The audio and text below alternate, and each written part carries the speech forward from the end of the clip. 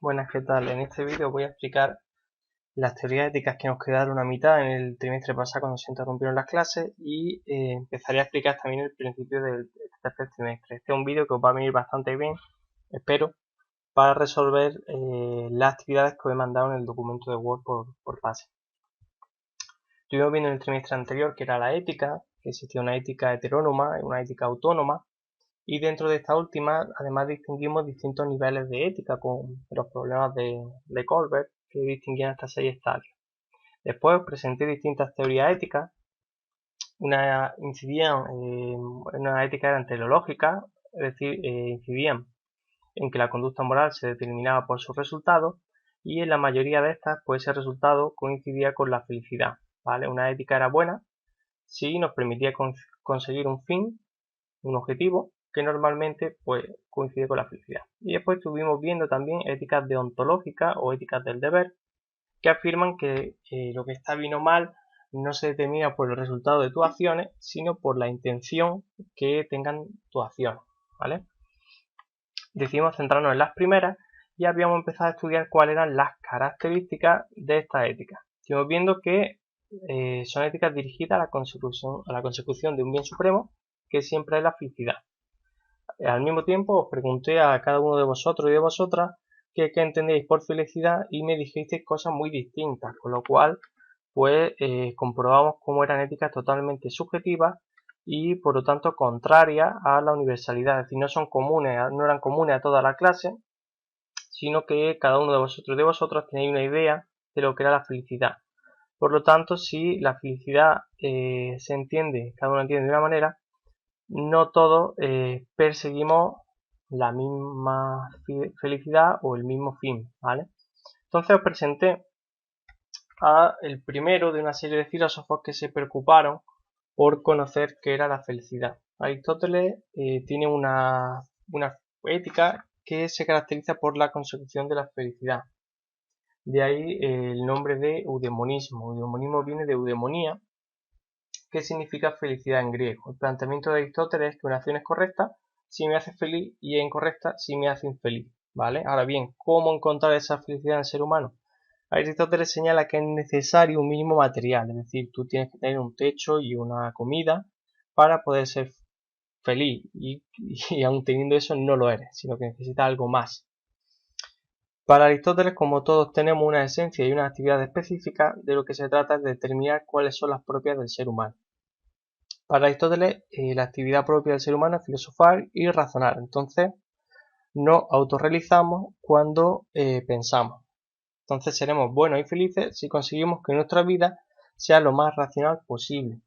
Para ello, Aristóteles señala que hay que distinguir dos normas o dos virtudes. Las virtudes morales, que hacen alusión a las emociones y a los sentimientos, y las intelectuales, que nos dirían pues cómo tenemos que encauzar esas emociones y esos sentimientos, y son dos, la prudencia y la sabiduría. Si nos fijamos en esta tabla, Aristóteles distingue vicios por exceso y por defecto, y en el término medio de esos dos extremos estaría la virtud, en este caso moral, ¿vale?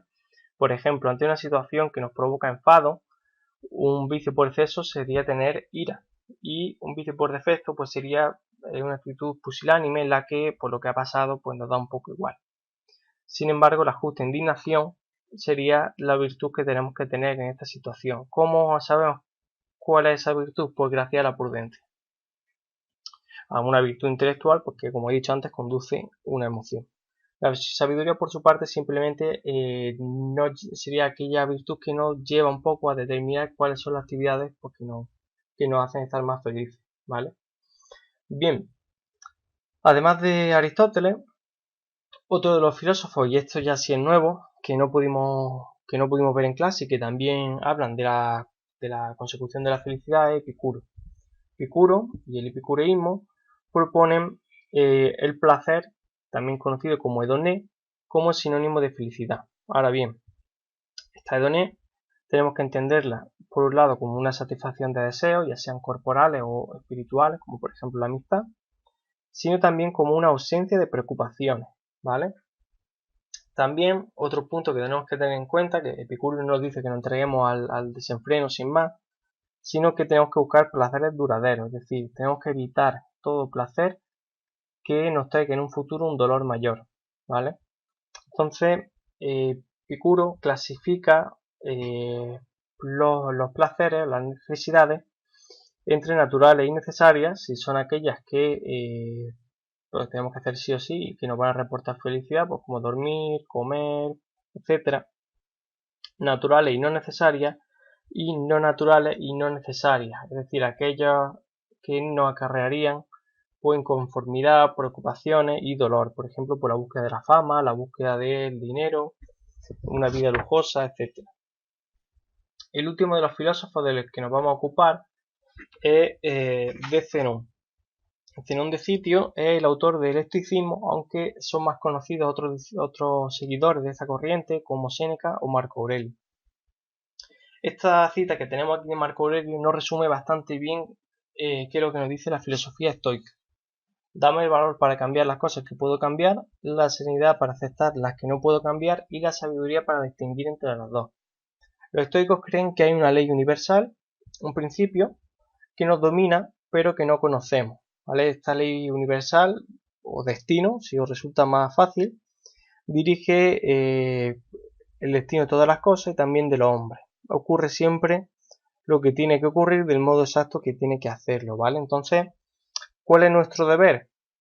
¿Qué ética tenemos que adoptar ante esta situación? Pues tenemos que intentar aprender a vivir con esa ley universal, ¿vale? Tenemos que aprender a vivir con ese destino y por lo tanto, lo que subrayan los estoicos en tener un autocontrol de las pasiones para alcanzar un estado de imperturbabilidad que recibe el nombre de ataraxia, ¿vale?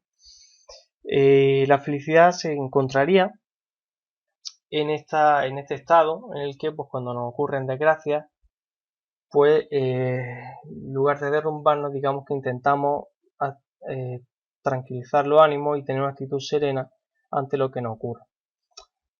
Esta filosofía parece un poco trágica en el sentido de que parece ser que no hay espacio para la libertad, porque si todo ya está escrito, pues lo único que nos queda es resignarnos ante las cosas que nos pasen y puede pasar pues por una filosofía o por una ética que incita a la resignación, ¿no? ¿Qué más da? No voy a hacer nada porque qué más da si todo lo que haga ya está escrito, etcétera. No va de esto, el estoicismo, ¿vale? Tú como no sabes lo que dice esa ley universal, pues tienes cierta libertad para intentar cambiar algunas cosas y es pues la sabiduría, como dice la cita, lo que te permite distinguir entre qué acciones tuyas pues están en armonía con esa ley universal que no conoces y cuáles no, ¿vale? La clave ante todo para los estoicos es el autocontrol de las pasiones, ¿vale? Lo dejo por aquí y si tenéis alguna duda me comentáis por correo o por Pasen y si tenéis algún problema resolviendo los ejercicios pues también me lo comentáis y si fuese necesario hacer alguna clase online para resolver dudas pues estoy más que disponible, ¿vale? Un abrazo y ánimo.